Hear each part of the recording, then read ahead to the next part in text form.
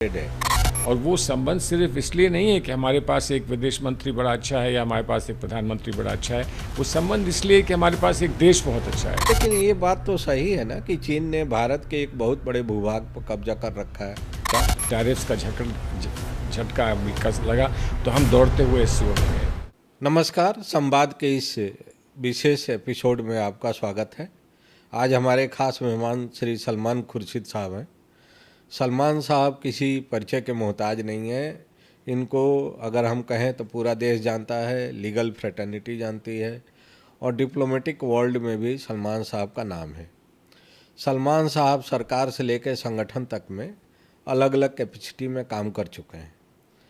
आज मैं इनसे समझने की कोशिश करूंगा कि इस समय जो देश की या भारत की विदेश नीति है वो किस दिशा में है और क्या आज के दौर में जो 2014 की विदेश नीति थी भारत की आज़ादी से लेकर 2014 तक वह इररेलेवेंट हो गई है।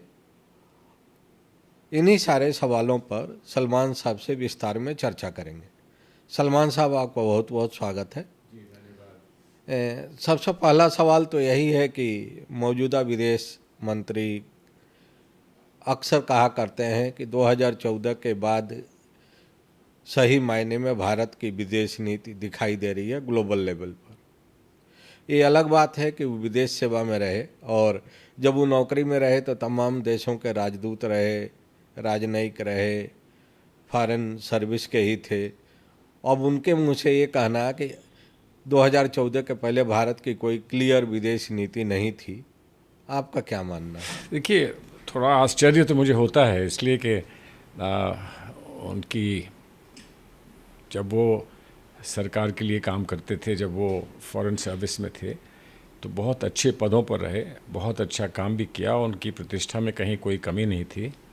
और जैसे फॉरेन सर्विस में जब मैं फॉरेन मिनिस्टर बना तो मैंने एक चीज़ देखी, शायद और विभागों में भी ऐसा होता है, लेकिन मैंने एक चीज़ देखी कि वहाँ पर कुछ सामान्य लोग होते थे जिनको अपनी रूटीन के पोस्टिंग्स मिलती थी और कुछ जो होते थे विशेष वहाँ पर चुने हुए लोग होते थे जिनको ये माना जाता था कि बहुत बुद्धिजीवी हैं और बहुत अग्रिम पंक्ति के हैं और ये हमेशा हमारी विदेश नीति को आगे बढ़ाएंगे, और उनमें ये भी एक थे। तो इसलिए जब ये सुनता हूँ मैं उनसे कि विदेश नीति जो थी वो कहीं थी ही नहीं 2014 से पहले, तो मुझे आश्चर्य तो ज़रूर होता है। बहरहाल अब एक विचार है और एक जिस स्थान पर वो आज हैं शायद वहाँ की एक मजबूरी है कि आप ऐसा ना कहो तो आप क्या कहोगे, लेकिन तब भी जो भी वो कहते हैं या जो भी वो कर रहे हैं उस पर हमारी प्रतिक्रिया क्या हो सकती है और हमारा रिस्पांस क्या हो सकता है, वो अपनी जगह महत्वपूर्ण है। विदेश नीति पर बात करते हुए एक विडंबना है, एक समस्या है कि विदेश नीति को पर आप प्रश्न चिन्ह लगाएं तो वो आप अपने देश पर नहीं लगा रहे हैं। अक्सर हमसे ये कहा जाता है कि आप देश पे प्रश्न चिन्ह लगा रहे हैं, आप जो हैं देश की नीति को क्वेश्चन कर रहे हैं। तो ठीक है, अगर देश की नीति को क्वेश्चन कर रहे हैं तो विपक्ष में रहकर हम क्या करें? क्या विपक्ष पर रहकर हमको कोई अधिकार नहीं है? विपक्ष का भी डेमोक्रेसी में, लोकतंत्र में अधिकार होता है। तो ये इस बात को सही परिप्रेक्ष्य में समझने की आवश्यकता है कि जहाँ हमारे और आपके विरोधाभास हैं, जहाँ पर हम आपकी बात से सहमत नहीं हैं, वहाँ हम सवाल उठाएंगे।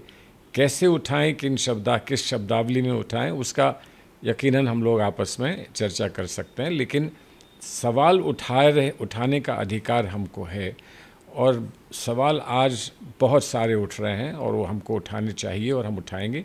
जैसे जैसे आप पूछेंगे हम आपको बताएंगे। तो पहला सवाल तो अभी शुरू करते हैं ऑपरेशन सिंदूर से। ऑपरेशन सिंदूर के वक्त में ऐसा लगा कि भारत ग्लोबली आइसोलेटेड है। भारत के पक्ष में एक दो देश को छोड़ के कोई भी देश खुल के सामने नहीं आया। वहीं दूसरी तरफ पाकिस्तान के पक्ष में 3 देश तो खुल के उसके साथ खड़े थे, जो कि युद्ध में भी उसके साथ शामिल थे। उसके अलावा भी डिप्लोमेटिकली किसी भी कंट्री ने पाकिस्तान को कंडेम नहीं किया। तो आपको लगता है कि भारत की विदेश नीति कहीं न कहीं कमज़ोर रही इस पूरे डिप्लोमेटिक? देखिए, विदेश नीति पर विचार प्रकट करना और विदेश नीति का मूल्यांकन करना वो एक विषय है, एक पहलू है। और अगर हमको अपेक्षा के अनुसार हमको रिस्पांस नहीं मिला है या हमको लोगों का समर्थन नहीं प्राप्त हुआ है, तो वो एक और विषय है और उसका भी वो भी एक बड़ा महत्वपूर्ण पहलू है। लेकिन मुझे तो आश्चर्य इस बात का होता है कि वो लोग जो विदेश नीति के विशेषज्ञ माने जाते हैं और जिनका सरकार से संबंध है, मैंने तो उनको ये कहते हुए सुना है कि बड़े देश जो होते हैं और बड़प्पन का एक संकेत ये भी होता है कि वो किसी की परवाह नहीं करते, वो अकेले ही चला करते हैं। तो ऐसा तो कम से कम मेरी समझ में विदेश नीति अकेले चलने की होती है, ऐसा तो मैंने कहीं नहीं देखा, नहीं सुना, और ना ही मैं समझता हूँ कि उससे हमको कुछ कामयाबी मिलेगी। और आज वही एक समस्या हमारे सामने है। हमारी बहुत अच्छे विश्व के लेवल पर हमारे संबंध हैं, और वो संबंध सिर्फ इसलिए नहीं है कि हमारे पास एक विदेश मंत्री बड़ा अच्छा है या हमारे पास एक प्रधानमंत्री बड़ा अच्छा है। वो संबंध इसलिए कि हमारे पास एक देश बहुत अच्छा है, एक बहुत अच्छा देश है, बहुत सफल देश है। दुनिया देखती है कि आगे का बाज़ार कहाँ होगा, कहाँ मिलेगा, वो भारतवर्ष में मिलेगा, और भारतवर्ष से 50 चीज़ हमको मिलेंगी। आज ये दुविधा हो गई है कि जो लोग समझते थे कि हमको अच्छा इक्विप्ड और स्किल्ड लेबर भारतवर्ष से मिलेगा और उससे हम अपनी इंडस्ट्री को आगे बढ़ाएंगे, लेकिन आज उसका पलट हो रहा है कि ये कहाँ से भारतीय आ गए हैं और इनको वापस भेजो, ये सारी लाइबिलिटी सा बना दिया है। लेकिन बहरहाल वो विश्व में ऐसा होता है और आपको इस चीज़ को एंटिसिपेट करके इसकी तैयारी करनी होती है। लेकिन आज सवाल ये है कि आज भी ऑपरेशन सिंदूर के समय और आज भी कौन कौन हमारे साथ खड़ा है। ऐसा नहीं है कि भारत से किसी को शिकायत है, भारत से किसी को कष्ट है, हो सकता है ना हो, लेकिन उनको इस समय जो चाहिए वो कोई और दे रहा है, हो सकता है पाकिस्तान दे रहा है। और इसीलिए चाहे ऑपरेशन सिंदूर था या सिंदूर के बाद की बात है, उनको अगर पाकिस्तान से वो चीज़ प्राप्त हो रही है जिसकी उसको इच्छा है या ज़रूरत है, तो फिर उसकी काट हम कैसे करेंगे, ये एक बड़ा सवाल है। दूसरा सवाल ये है कि चीन के साथ हमारे संबंध क्या हैं। अब हमको थोड़ा सा झटका अमेरिका से लगा, टैरिफ्स का झटका अमेरिका से लगा, तो हम दौड़ते हुए एससीओ में गए। हमने चीन से अपने संबंध अच्छे करने की कोशिश करी, हमने बहुत अच्छी बातें चीन के बारे में कही। लेकिन पिछले 5, 6, 8, 10 वर्ष में चीन के साथ हमारे संबंध अच्छे नहीं रहे हैं और उन्होंने हमको बहुत चोट पहुंचाई है। और आज तक संबंध ठीक करने का जब समय आया तो आज तक हम उनसे नहीं सुन पाए हैं कि भाई जो हुआ था वो उसका हमें खेद है। हाँ, उस पर कोई पश्चाताप नहीं है। हमारे लोग, हमारे नौजवान मारे गए थे, शहीद हुए थे, और उनका ज़रा सा भी उल्लेख कोई ना करे और कोई उनको याद ना दिलाए चीन को कि ऐसा आपने हमारे साथ किया था, तो वह एक बहुत बड़ी समस्या है। जहाँ ये बात कहो तो वो सीधे 1962 में पहुंच जाते हैं, वो सीधे 1956 में पहुंच जाते हैं। तो सवाल 56 से लेकर 62 का नहीं है और 62 से लेकर 80 का नहीं है, सवाल आज का है कि आज क्या हो रहा है, गुजरे हुए कल में क्या हुआ था और आने वाले कल में क्या होगा। सर, लेकिन ये बात तो सही है ना कि चीन ने भारत के एक बहुत बड़े भूभाग पर कब्जा कर रखा है। मान रहा है कोई? ये देश तो नहीं मान रहा है, ये सरकार तो नहीं मान रही है। हमारे नेता राहुल गांधी जी ने कितना स्पष्ट इस बात को कहा है, लेकिन उन पर यह आरोप लगता है कि आप भारत का विरोध कर रहे हो। भारत का विरोध कोई करेगा ये कहकर कि भारत की जो धरती है वो वापस करो, या भारत की अस्मिता जो है उसको सुरक्षित रखने के लिए आपका जो दायित्व है उसका आप उस दायित्व को निभाओ, ये भारत के खिलाफ है स्टेटमेंट। तो भारत के ही हित में है, और कहीं हम कोई बात वो कह रहे हैं जिसका भारत में फ़ायदा होता है, जिसका भारत को हित होता है, उसको तो कम से कम स्वीकार करे सरकार कि इस मामले में कांग्रेस पार्टी या विपक्ष हमारे साथ है, भारत के साथ है, और हम इसको स्वीकार करते हैं और इसके लिए हम आपको धन्यवाद देते हैं। लेकिन ऐसा कहीं सुनने को नहीं मिलता। तो इसके पीछे कारण क्या है, कमजोरी क्या है कि हमारी पॉलिसी में कंसिस्टेंसी नहीं है। देखिए, दो बातें हैं और इस पर अक्सर लोग विवाद भी करते हैं, सवाल भी उठाते हैं। हमने फॉरेन पॉलिसी अपनी बनाई थी, विशेष नीति हमने विदेश नीति बनाई थी पंडित जवाहरलाल नेहरू ने। वो प्रभावित थी और इंस्पायर्ड थी महात्मा गांधी से। फॉरेन पॉलिसी में प्रैक्टिकल स्ट्रेटेजिक मामले जो होते हैं वो बहुत महत्वपूर्ण होते हैं, लेकिन कभी भारत की पॉलिसी में स्ट्रेटेजिक और प्रैक्टिकल मामले ही सिर्फ नहीं रहे, उसमें नैतिकता भी रही, एथिक्स भी रहा। हमने ये माना, जब हमको आज़ादी मिल गई थी तो हमने ये कहा और ये माना कि हमारी आज़ादी तब तक संपूर्ण नहीं होगी, हमारी स्वतंत्रता तब तक संपूर्ण नहीं होगी जब तक हम अफ्रीका और एशिया के लोगों को आज़ाद ना करा पाएँ। और ये बात लेकर हम चले थे। वो सिर्फ सामरिक नहीं थी, वो बात वैचारिक थी, वो बात नैतिक थी।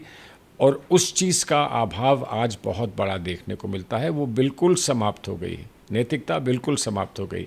अब रही बात सामरिक विषय जो है, जो सामरिक विषय महत्वपूर्ण है, मैंने भी कहा कि प्रैक्टिकल और सामरिक विषय महत्वपूर्ण होते हैं, लेकिन सामरिक विषय में भी एक कंसिस्टेंसी चाहिए, एक लगातार एक स्ट्रीम चाहिए। ये नहीं कि आज मैं आपसे खुश हो गया तो मैंने एक बात कह दी, कल मैं आपसे नाराज़ हो गया तो मैंने कुछ और बात कर दी, मुझे ज़रा सा धक्का लगा तो मैं चीन के पास पहुंच गया, ज़रा सा उनसे धक्का लगा तो मैं आपके पास पहुंच गया। वो विदेश नीति नहीं हुई, वो विदेश रिएक्शंस हुए, लेकिन विदेश नीति नहीं हुई। और ये सबसे बड़ा अभाव विदेश नीति में मुझे जो आज दिखता है वो ये है। जयशंकर जी जो बार बार कहते हैं कि हम चीन से दुश्मनी अफोर्ड नहीं कर सकते, उनकी इकोनॉमी का साइज, उनके ट्रेड का साइज इतना बड़ा है कि भारत उनसे दुश्मनी अफोर्ड नहीं कर सकता। तो क्या ये पहले नहीं पता था जब चीन से 4 साल यही जो तो है? बात है। देखिए, हम किसी से भी दुश्मनी क्यों चाहें? हम बांग्लादेश से क्यों दुश्मनी चाहें? हम श्रीलंका से दुश्मनी क्यों चाहें? हम भूटान से दुश्मनी क्यों चाहें? क्यों हम दुश्मनी किसी से चाहें? छोटे देश भी हों तो हम उनसे दुश्मनी क्यों चाहें? लेकिन देश का साइज़ और उसके परिप्रेक्ष्य को देखते हुए आप उनके साथ कैसा व्यवहार कर सकते हो और करेंगे और करना चाहिए, इस पर आपको विचार करना है। अब जैसे मैंने ये कहा कि हम ट्रांजैक्शनल नीति चलाते हैं कि आज का ट्रांजैक्शन बड़ा अच्छा हो गया, हम बड़े खुश हो गए, कल का ट्रांजैक्शन बिगड़ गया तो हम बड़े नाराज़ हो गए।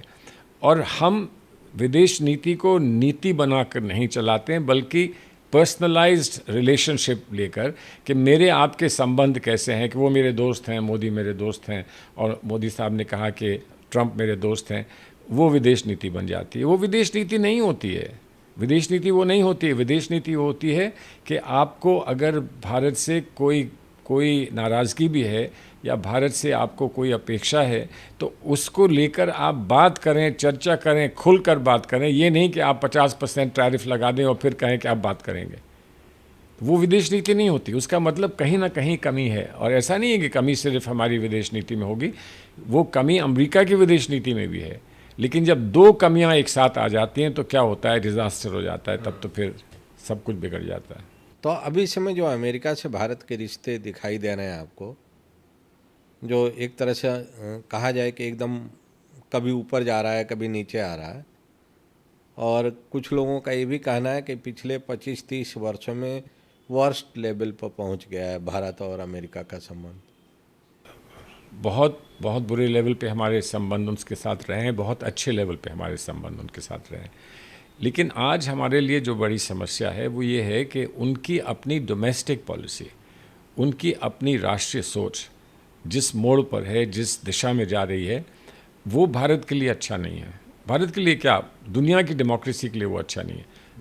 वही समस्या यूरोप के सामने आ रही है, वही समस्या आज साउथ एशिया के सामने आ रही है। वही समस्या मैं ये मानता हूँ कि हमारे पड़ोस के जो देश हैं उनके सामने भी आ रही है। तो है एक बहुत बड़ी समस्या। और हमारी जो यहाँ पर अपने पड़ोस में चीन है, और चीन के अलावा और जो देश हमारे पड़ोस में हैं, अफ़गानिस्तान है और सेंट्रल एशिया है, रशिया है, इन सब में हम संतुलन बनाकर कैसे रखें, हम अपने आप को मजबूत कैसे कह सकें। सबसे पहले जो इमीडिएट पड़ोस के देश हैं, बांग्लादेश है, श्रीलंका है, नेपाल है, इन सब में हम अपने संबंध बनाकर। सर, हम लोग चर्चा कर रहे थे कि भारत का पड़ोसी मुल्कों के साथ रिश्ता बेहतर होना चाहिए और पहले पड़ोसी मुल्कों से रिश्ता ठीक करने के बाद ही उसके बाहर कोशिश होनी चाहिए। आपको लग नहीं रहा है कि इस समय जो हमारे जितने पड़ोसी देश हैं उनका भारत के साथ ट्रस्ट डेफिसिट का रिश्ता है? देखिए, ये दुख का विषय है कि ऐसा कुछ देखने को मिला है, लेकिन उसका उसका पूरा दोष आप भारत को दें, शायद वो भी उचित नहीं होगा। भारत का उसमें विशेष एक प्रयास होना चाहिए जो शायद हम नहीं कर पाए हैं। हम इतने खो गए इस बात में कि हम एक विश्व स्तर के एक बहुत बड़े देश हैं और हम भूल गए कि वो विश्व स्तर के देश तो बाद में बनोगे, पहले पड़ोस में जो बड़ा भाई या साथी का एक रिश्ता यहाँ पर हमेशा रहा है वो आप निभाओ पहले। लेकिन जहाँ मैंने ये कहा कि इसका सारा दोष आप भारत को नहीं दे सकते हैं, तो वहाँ भी कुछ ऐसा हो रहा है, उन देशों में भी कुछ ऐसा हो रहा है जिसके परिणाम स्वरूप भारत पर बोझ पड़ रहा है। जो बांग्लादेश में हुआ, जो श्रीलंका में हुआ, जो अब नेपाल में हुआ है, वो समस्या वहाँ की है, वो उनके बीच की समस्या है, जो वहाँ की लेगेसी लीडरशिप है उसकी, और जो एक नई पीढ़ी वहाँ पर इमर्ज करी है उसके बीच की एक समस्या है। तो जो भी लेगेसी लीडरशिप भारत के करीब थी उसको डिफाई करने में भारत को भी डिफाई कर रहे हैं, और अगर भारत की वो करीब थी और भारत को उनका सहयोग देना पड़ा है, कमोबेश सहयोग देना पड़ा है। जैसे बांग्लादेश में जब रेवोल्यूशन हुआ तो हमको यहाँ पर उनको यहाँ शेल्टर देना पड़ा। अब इसकी शिकायत हो सकती है, वहाँ शिकायत है, वहाँ पर शिकायत है। तो अब एक बहुत कठिन एक सवाल आता है कि हम क्या ये कहें कि भाई हम अपने संबंध बना के रखना चाहते हैं तो आप प्लीज़ कहीं और चले जाएं, या हमने उनका इतना साथ दिया, उन्होंने इतना साथ दिया तो उसको हमको निभाना है। एक कठिन परिस्थिति में हमको फैसला करना है। इसमें हम बैठकर बंद कमरे में हम बैठकर सुझाव दे सकते हैं, हम परामर्श दे सकते हैं, लेकिन हम परिप्रेक्ष्य जो राष्ट्रीय परिप्रेक्ष्य है और जो हिस्टोरिकल परिप्रेक्ष्य है उसमें हम सरकार के लिए और बड़ी तकलीफ़ नहीं पैदा करना चाहते हैं। लेकिन एक बड़ा सवाल ये है कि जो नई जनरेशन इमर्ज हुई है, जिसको जनरेशन जी नेपाल में कह रहे हैं, जो जनरेशन आपकी नई जनरेशन पैदा हुई है जो 71 को याद भी नहीं कर पाती या 71 को कुछ समझती नहीं बांग्लादेश में, उस जनरेशन के साथ पहले तो वहाँ की सरकार ही बात कर रहे, उसके बाद हम सरकार से और उनसे बात करें, तो ये एक बहुत बड़ी चुनौती है, बहुत बड़ा चैलेंज है। और हालात बेहतर हों उससे पहले उनके देशों के अंदर हालात बेहतर होने चाहिए, तब फिर हम कोई प्रयास कर सकते हैं। तब तक हमको वेट एंड वॉच करना होगा। सर, क्या ये सच है कि अपने पड़ोसी देशों में जो सोशियो इकोनॉमिक पॉलिटिकल सिनेरियो है और जो इश्यूज हैं जिसको लेके जैन जी जिसको कहा जा रहा है कि वो सड़कों पर आया तख्ता पलट कर दिया, भारत में भी कमोबेश उसी तरह के इश्यूज दिखाई दे रहे हैं? देखिए, भारत और उनमें एक अंतर है। भारत में जैसे एक कश्ती में बैलेस्ट होता है ना, कश्ती को स्टेबल रखने के लिए आप जो कश्ती में जो वज़न डालते हैं उससे कश्ती स्टेबल रहती है। कितने भी वेव्स आएँ, कितना भी समंदर जो है उथल पुथल करे, लेकिन कश्ती जो है वो स्थिर रहती है और उसका डूबने का कोई डर नहीं होता। तो जो छोटे देश हैं वहाँ पर समस्या बहुत जल्दी उत्पन्न होने के बाद फैल जाती है। हमारे देश में बैलेंस है, तो ये आसान हमारे देश में ऐसा नहीं होगा। लेकिन नहीं होगा इसलिए हम इसकी चिंता ना करें, बिल्कुल वो भी गलत होगा। तो अगर कुछ ट्रेंड बना है, अगर नौजवानों के बीच में एक ट्रेंड बना है हमारे पड़ोस में, और वो ट्रेंड मानिए, देखिए वो ट्रेंड सिर्फ इन देशों में नहीं है जिनका आपने अभी जिक्र किया है, जहाँ पर जो रेवोल्यूशन है या जो भी वहाँ पर मूवमेंट शुरू हुई वो कामयाब हो गई, यहाँ तक कामयाब हो गई कि सरकारें बदल दी। वो पाकिस्तान में नहीं हुआ है, लेकिन नौजवान वहाँ भी, पाकिस्तान में भी जो नौजवान वहाँ पर वहाँ पर इमरान खान के साथ है, वहाँ नौजवान की भी वही इच्छा है, लेकिन पाकिस्तान में थोड़ी समस्या है, इसलिए वो नहीं कर पाए। हमारे देश में बैलेंस्ड है, हम लोग में स्टेबिलिटी है, हम में स्थिरता है, इसलिए यहाँ पर कोई आसानी से कर नहीं पाएगा। लेकिन उसका मतलब ये नहीं कि हम संवेदनशीलता ना दिखाएं, उसका मतलब ये नहीं कि हम पहले से इस बात को अंकित ना करें और पहले से हम इसको नोट ना करें कि यहाँ भी कुछ गड़बड़ हो सकती है। यहाँ पर मानिए कहीं गड़बड़ हुई, हम उसको डील करें, फ़ौरन करें। असम में हुई तो वहाँ डील करें, बंगाल में हुई तो वहाँ डील करें, हम मणिपुर में हुई तो वहाँ डील करें, उसको बढ़ने ना दें, उसको हम डील कर लें। लेकिन मैं ये समझता हूँ कि हम किसी और लीग में हैं, हम उस लीग में नहीं है जिसमें छोटे छोटे देश में ऐसा कुछ हो जाता है। मॉरिशस में हो गया, फिर वहाँ फिर स्टेबलाइज़ किया, श्रीलंका में हो गया, वहाँ स्टेबलाइज़ किया। लेकिन हम बिल्कुल उसको नज़रअंदाज ना करें, हम अपने आंखें ना मूंद लें। हमको भी उससे जो कुछ हम सीख सकते हैं और जो सबक हम ले सकते हैं वो हमको लेना चाहिए। एक और बात कही जा रही है कि हमारे पड़ोसी मुल्कों में चीन की दखलंदाजी ज़्यादा है, हद से ज़्यादा है। चीन का व्यापारिक और सामरिक इंटरेस्ट भी ज़्यादा है, तो वह भी एक कारण है कि पड़ोसी मुल्कों में इस तरह की पॉलिटिकल इंस्टेबिलिटी दिखाई दे रही है। देखिए, हो सकता है, लेकिन आप ये बताइए कि वो ऐसा कुछ हो और रुझान चीन की तरफ और बढ़ जाए तो बड़ा कॉम्प्लिकेटेड समस्या हो जाएगी ना। और चीन का सामना हमको करना है तो वो सामना हमको अपने आप को मजबूत तो करना होगा।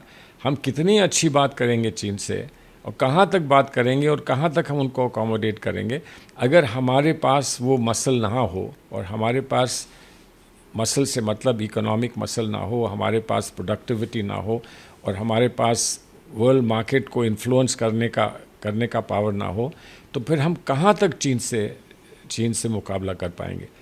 चीन हमारा पड़ोसी है, चीन हमारा पार्टनर बन सकता है, चीन हमारा कॉम्पिटिटर बन सकता है या बना हुआ है।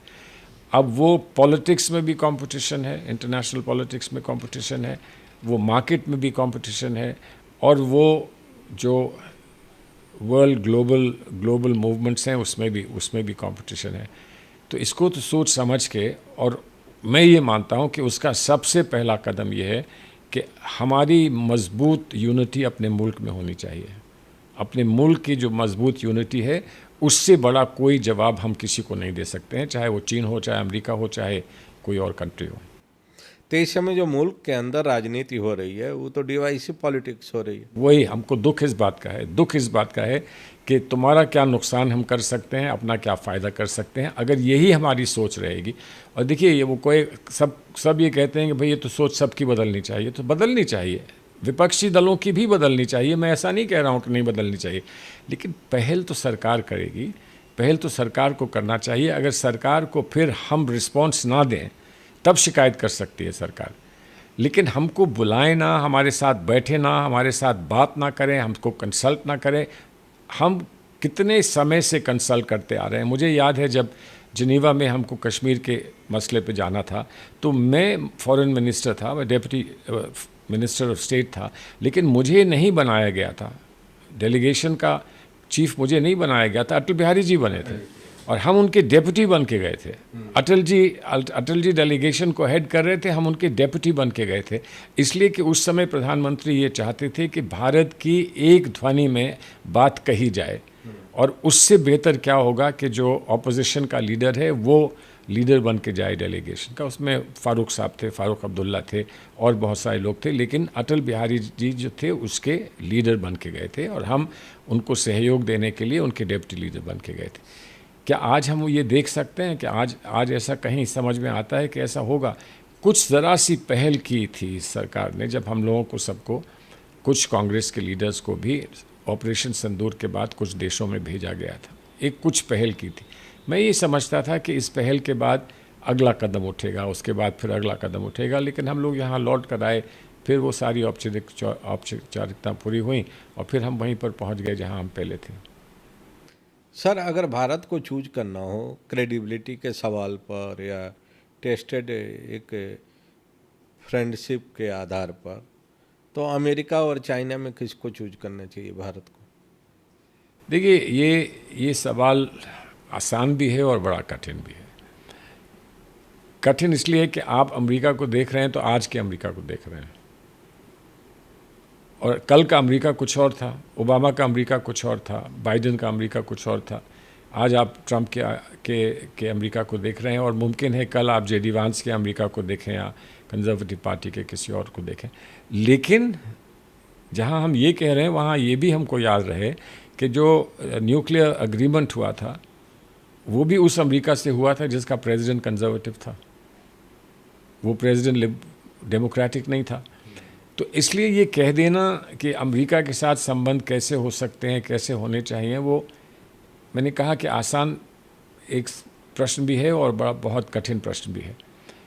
अमेरिका क्या होगा आने वाले 4 साल बाद, उसके 4 साल बाद अमेरिका क्या होगा और किस दिशा में जाएगा, वो बात जब स्पष्ट होगी तभी इसका जवाब दिया जा सकता है। रही चाइना की बात, चाइना में हमको कोई ऑप्शन नहीं है कि चाइना के साथ हमारे अच्छे संबंध होने चाहिए। पड़ोस में है चाइना, सबसे पहले दुनिया में कहीं अच्छे संबंध हो तो वो अपने पड़ोस में होने चाहिए, जब कि पड़ोस में एक इतना पावरफुल, इतना इम्पोर्टेंट देश है चाइना, और जिनके साथ हमारा एक इतिहास भी है, मधुर इतिहास भी है, और एक थोड़ा सा कड़वा इतिहास भी है।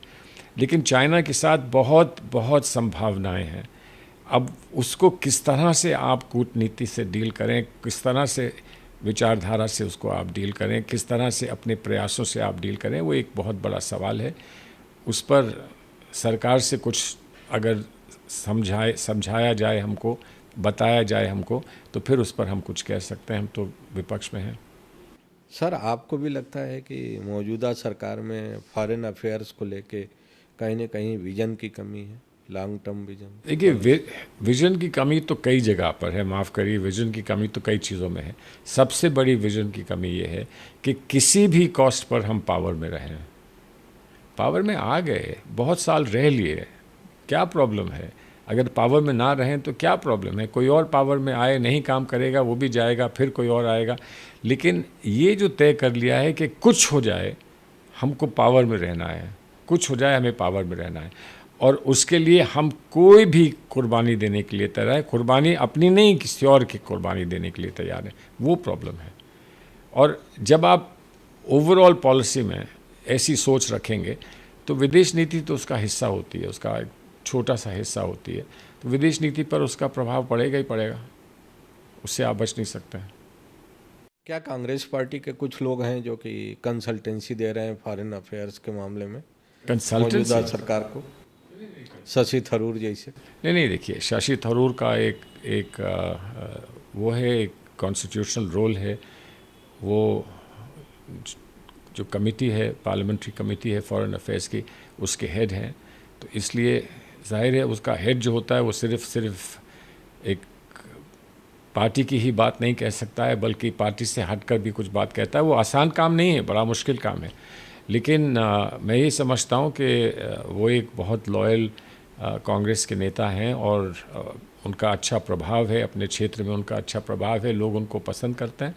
और मैं नहीं मानता हूँ कि वो ऐसा कभी सोच भी सकते हैं कि वो कांग्रेस को प्राथमिकता ना देकर और कांग्रेस की सोच को प्राथमिकता ना देकर वो किसी और को देंगे। बीच में बहुत ज़्यादा चर्चा थी कि शायद उनको फॉरेन मिनिस्ट्री दी जा रही है और कांग्रेस से छोड़ के जाने वाले। चर्चाएं बहुत होती हैं, लेकिन चर्चाओं में जाके क्या करना है? आज कहाँ हैं वो? यहाँ हैं और यहीं की बात कर रहे हैं, और कांग्रेस को मजबूत करेंगे, ऐसा मुझे पूरा विश्वास है। बहुत बहुत धन्यवाद सर। थैंक यू, शुक्रिया जनाब।